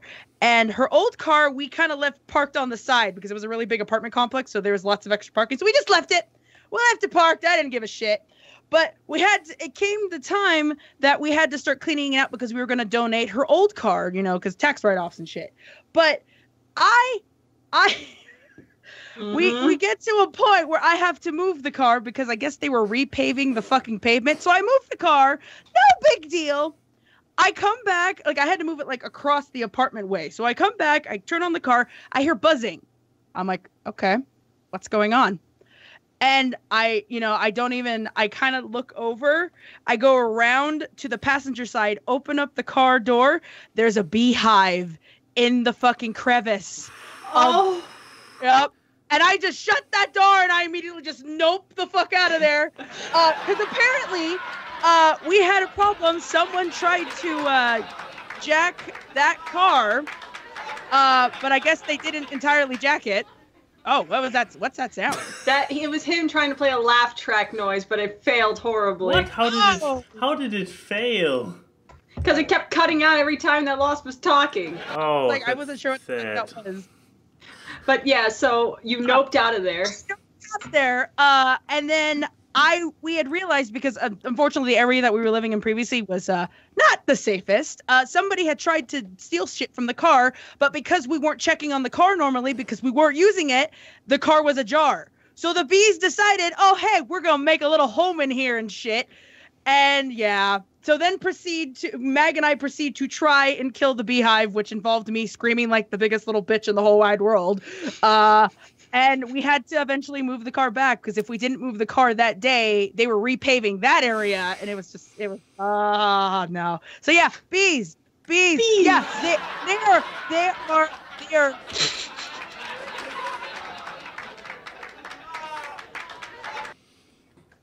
Sorry. Damn it. You're good. They are important to our environment. They are amazing. But fuck that! Not in a fucking car.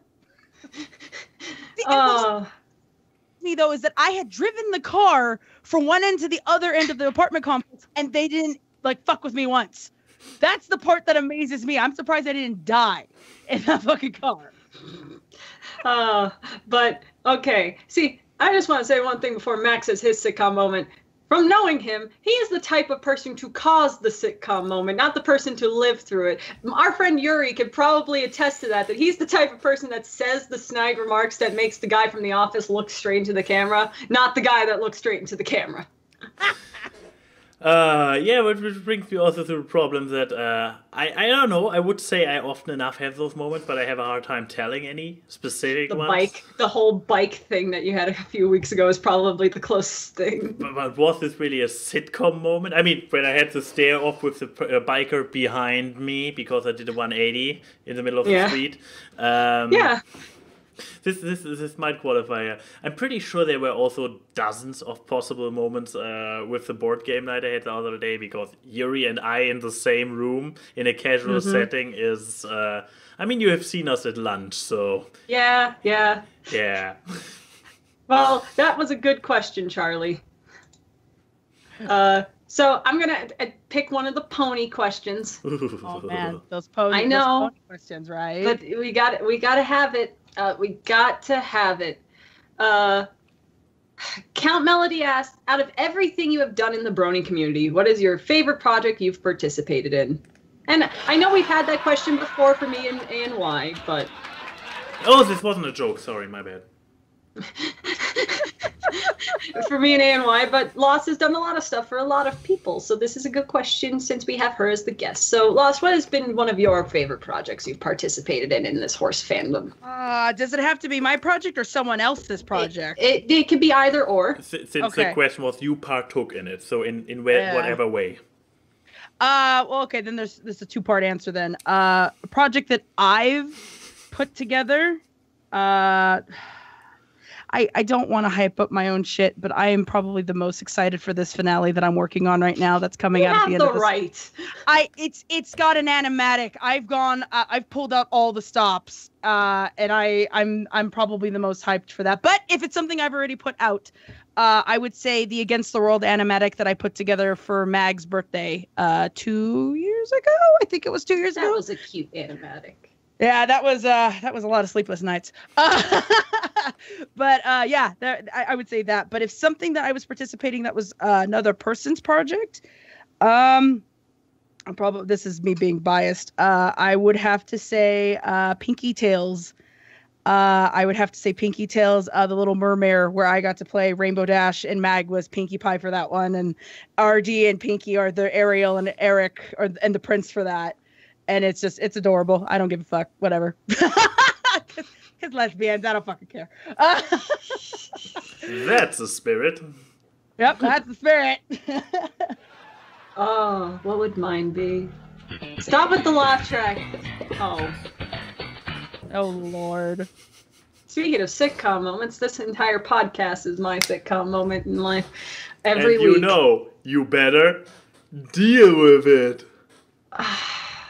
Wait. I feel like we could pitch this podcast to Netflix and we would get accepted for a sitcom about us. I swear. They accept everything.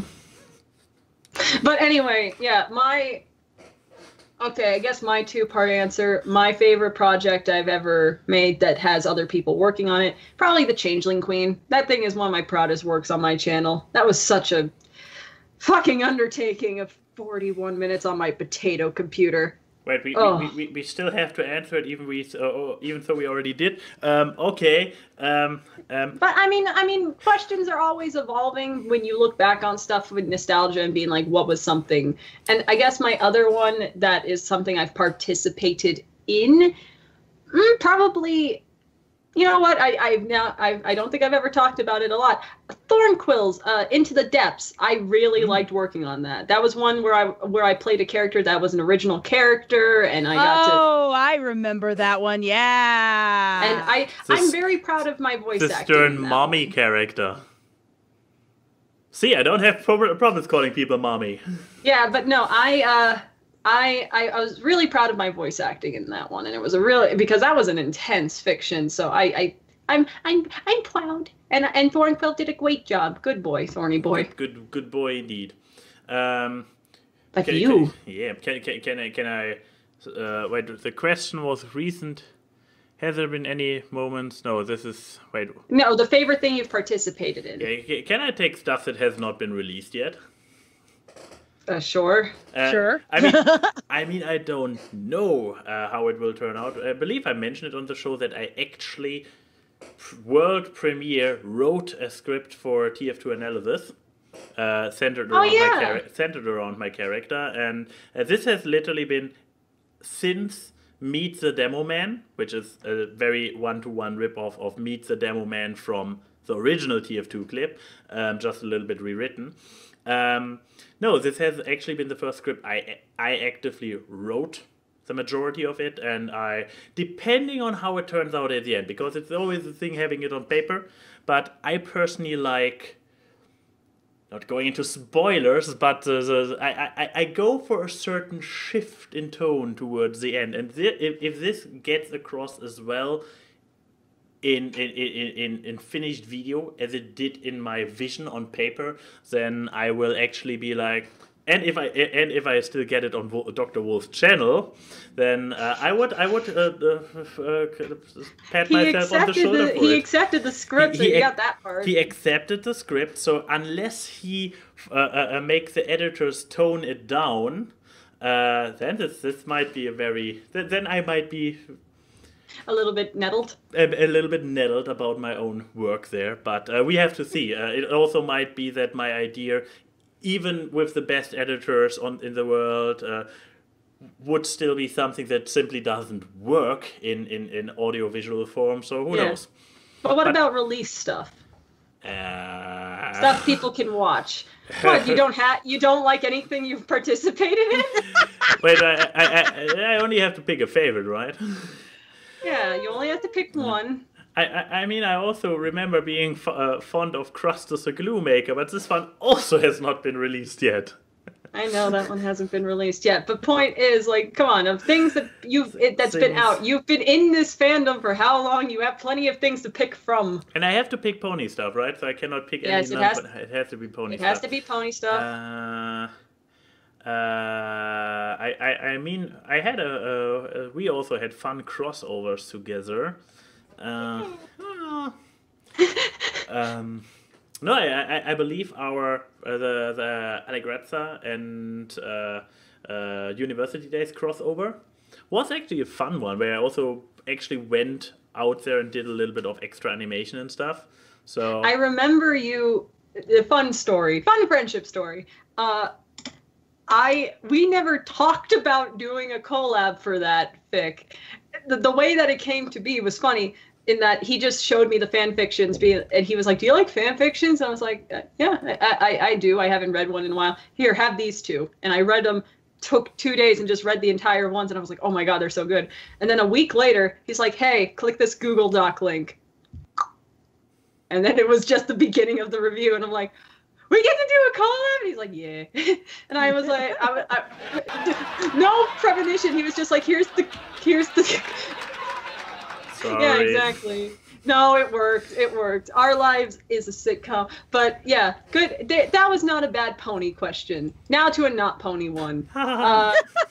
From Denim, have you ever lost something while traveling that you never got back that you still miss to this day? I constantly lose things when I'm traveling, but most of the time I'm at my friend's place and they are just like, "You left these here," and then I have to wait until I can go back to get them. But then I lose something else, and it's a never-ending cycle. I have something, but please, Lost, go first. Oh, I was gonna say you can go first if you want. I could. Go, Max. What did you lose? I didn't lose it, but I lent a friend of mine. For my first pony convention, I traveled to. No, really, she found it. She found it. I knew she had it. She packed it. So for my first pony convention, I, in wise premonition, brought a full crazy scientist costume because I knew that a few TF2 people would be there, and I lent this person up there my entire outfit, like with a lab coat, with I don't goggles, know. One of the gloves were gone. With two those mad science leather gloves, like ha. So. And then at the end of it, I packed everything. I was like, I only find one glove. The other one is probably somewhere down there in the clothes or whatever. Or worst case, it's maybe in your suitcase. It never reappeared. Or did it? No, it wasn't in my suitcase either. You jumped up. I thought you maybe remembered that it's. No, I thought you were talking about your portable charger that you let me, and I never gave back. Oh yeah, that one wasn't lost. That one was stolen by you. So and I had a new one by now. I still have it. I just keep forgetting to bring it with me. Yeah, but except for you stealing my stuff, no, my second glove. Ever since I lent you my costume has been gone. I didn't lose it. You left it in the hotel. No, I actually looked everywhere. You lost it. I lent it to you anyways. Lost, what about you? We'll have a talk about this later, young man. Yeah, Lost, what is it? Mine's not as exciting. And it actually wasn't even a trip. It was a trip, but it was a trip to the hospital. They took because like when you go to the hospital, they take your clothes and shit.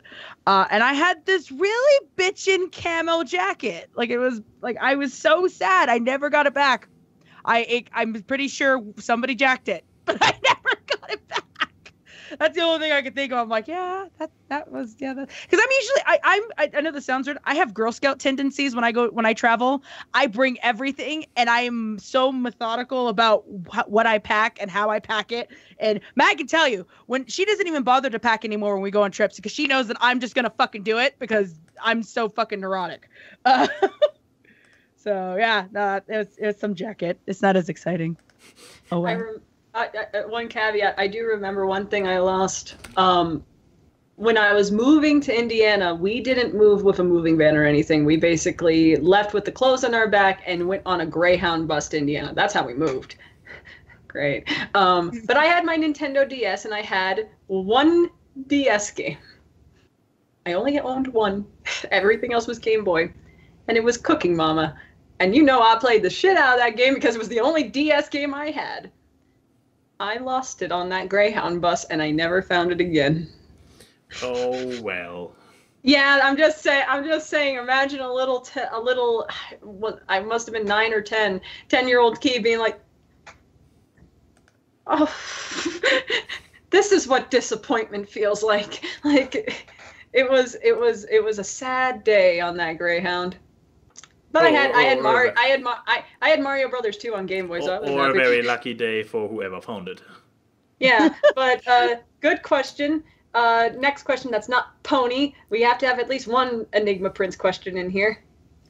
For all three of you, greatest spoopy movie to watch in October or Halloween, and why is that choice superior than the other two in terms of content or sheer scary, Tony, and theming? So basically, what is our favorite horror movie, and why is ours better than the other people in this calls?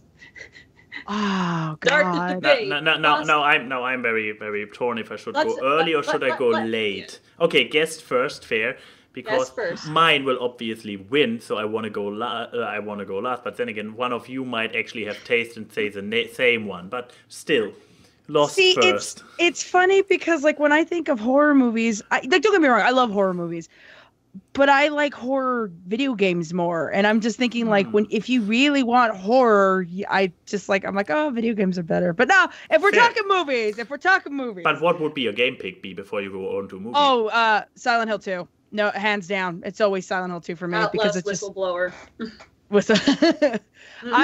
That game is so dear to my heart. It's just so good, and it's aged well even within like how old it is.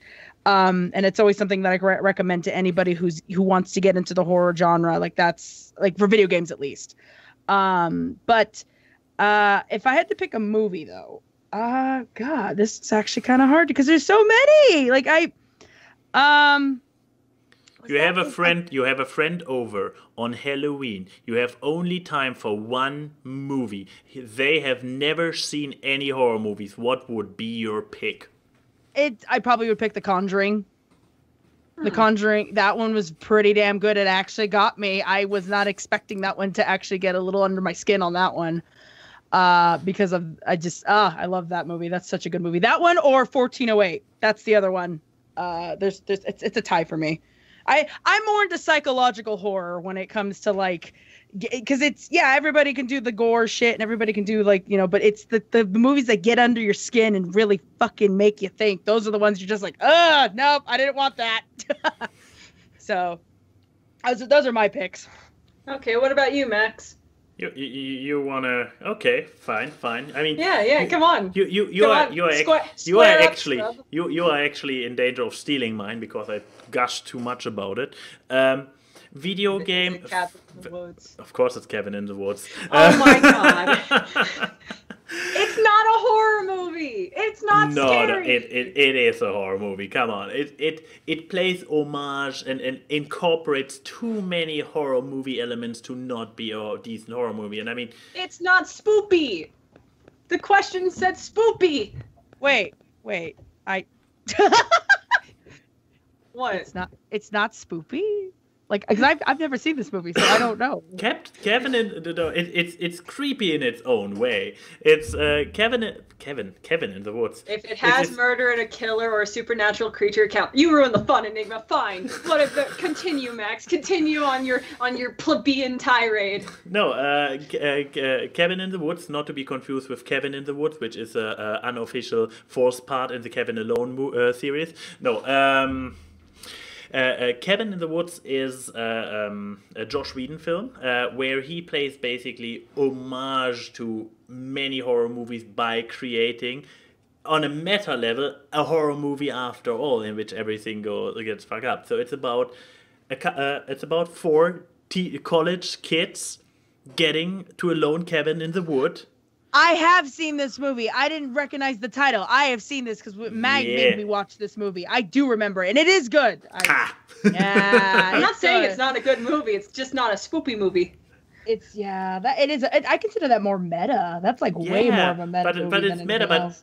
But here's the thing. On a surface level, there happens a horror movie. They go into the woods, zombies attack, yada yada. Then there's a meta level in which they pick apart all the levels. But on the upper level, there is still a lot of horror shit because everything gets fucked up. So I say it's a perfect movie. So Key, try to top it. I was really tempted to pick a shitpost movie, honestly, to be like, here's why freaking Good Burger is a horror movie. No, Now, I want to hear that. I want to hear that video essay. I should make it. Oh my god, because I actually came up with a whole thing in my head about how Good Burger is a psychological horror. I'll talk about it in the post show, but yeah, my actual choice, if I had to pick a movie, that's my actual choice of, I do think this is the best horror movie of all time, is Misery. I'm also not surprised on your pick. Yeah, because I keep telling you to watch it. But like, no. Not only is it the best Stephen King adaptation in that it actually does stuff from the book, Shining. You are a terrible adaptation, but a good movie, so I feel so mixed about you. But like, you can always watch the by Stephen King directed direct to TV. It's not a bad. No, the Nostalgia Critic made it out to be bad, but it's actually not that bad. I have to watch it to actually know. Yeah, that's why I don't particularly like Nostalgia Critic stuff, because he always makes it out to be a lot worse than what it actually is. Well, but I know it's his stick, but it gets annoying. But no, Stephen King's Misery is such a great psychological horror of this. How slowly the main character you could see is deteriorating health-wise, and the slow incline of Kathy Bates' character showing more and more of her insane qualities until the final payoff and the catharsis. And it's just so good. However, I will say, if there's one movie that I would say is better than it, though, it's Good. No. There's one the only reason I didn't pick it is because I can't remember the name, because it's a really long name.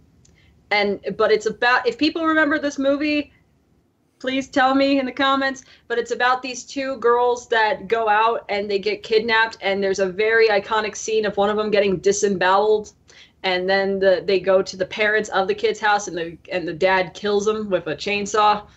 And it's really good. It's like a micro-budget 70s movie, and because of that micro-budget, they had to do all the effects themselves, so it's a lot of practical stuff, and the disemboweling scene still gets to me. But Misery is the best psychological horror, and thus it is better than anything you could pick, especially Cabin in the Woods, because it's a Stephen King horror movie, and Stephen King is the king of horror, and it is creepy.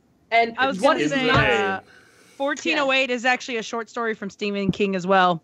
I do agree. Misery is a very, very good movie. Like, Jesus Christ, Kathy Bates just knocks that shit out of the park. And just saying, if you're people like us that have been to conventions where we have fans, that movie gets so much creepier. Oh yeah. Position.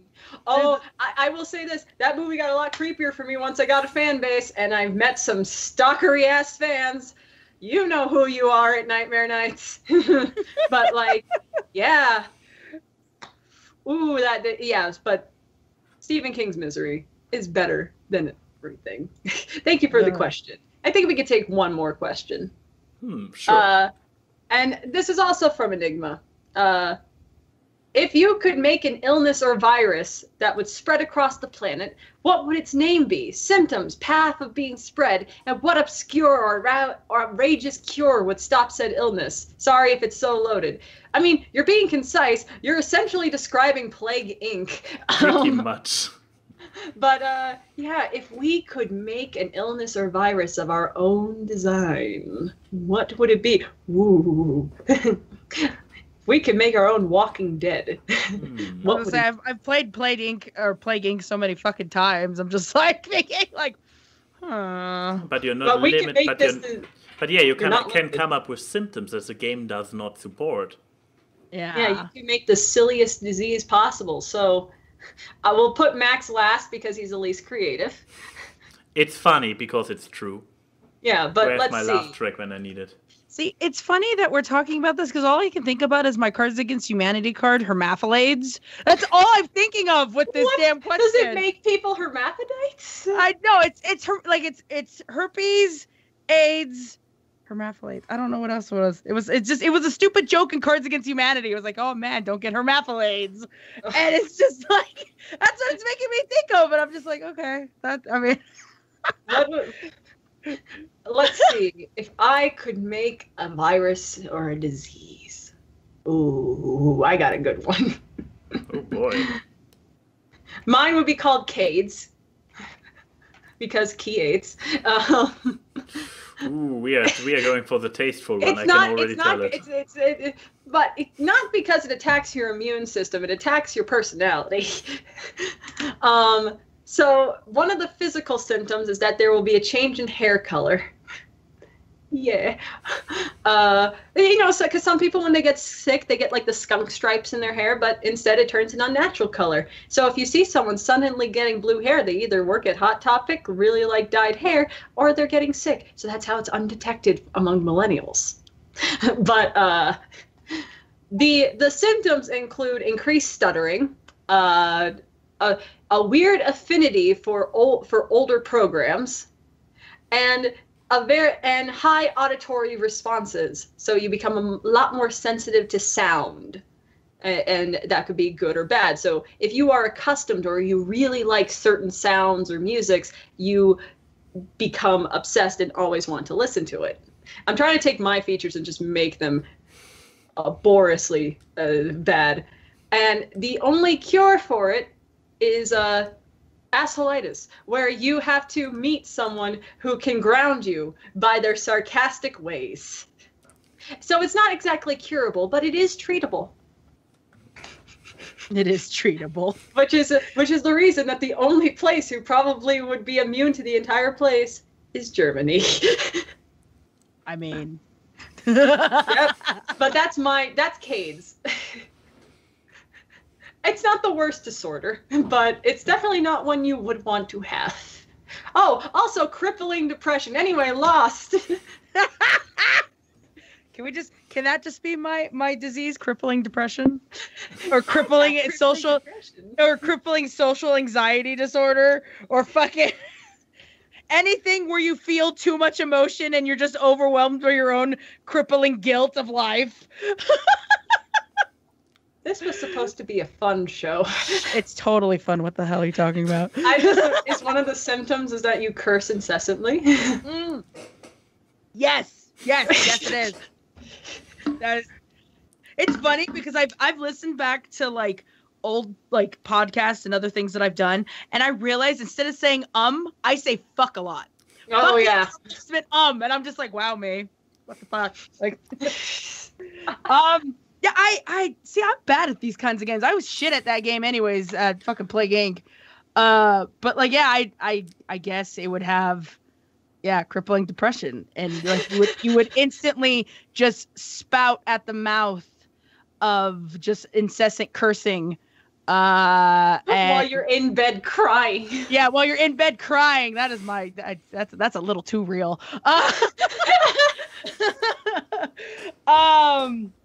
What I don't know. It's funny because it's real. Be the cure. It is. And you have to fuck all the bitches and get no money. That's the other stupid thing I fucking say. I don't fucking know. Like I said, I'm bad at diseases because I try to not think of that shit. That kind of stuff freaks me out. The idea of what goes on in your body, because it's just like there's this YouTuber I've found like a couple weeks back where he does like this woman petted a cat. This is what happened to her, and then you fucking realize that she got like stage 4 cancer just from her cat, and I'm just like, what the fuck? What the fuck? I don't want this. If it makes you feel better, Logic came up with the name #LostNarrates. With the hashtag included. #LostNarrates. Yep. It sounds like if you just got some Febreze, you could maybe fix it. Like, it doesn't sound like a legitimate disease. Okay. Well, Max, you are our last one. What is your disease? My disease is I mean, we maybe can come up with a name later, but symptoms are, or going even one step further. So first of all, how get it spread? It gets spread through the internet. You might now think it's a computer virus, but no, it's basically the symbiosis of a virus being spread through digital ways, but it affects people. So it basically, the distribution happens online, but due to the fact that people consume the online, it comes out and goes into the people. You can probably identify it by a multitude of symptoms. So some of the symptoms are very horrible puns. People develop a certain fascination with very silly eyewear that you can put on top of other eyewear. Like, I don't know, D with his glasses or shades. It also comes with a desperate need to ask questions. It's just like people start questioning, and some of those questions are very deep and meaningful. Other questions are like really silly, like outlandish what-if scenarios. And it also has a thing that there is... The symptoms come also in waves, like it usually manifests once per week, towards the end of the week. God damn it. So go on. Is it so? Yeah, but the thing is, there are a few more symptoms that I'm currently slip my mind. Is the other symptom massive predictability? Probably. I'm still looking for a name for this sickness. So how could we name it? I think I have a great name. Are you guys ready to hear my pitch? Please tell us. My pitch is being awkward. A and Y and Key say hi to the people in the chat.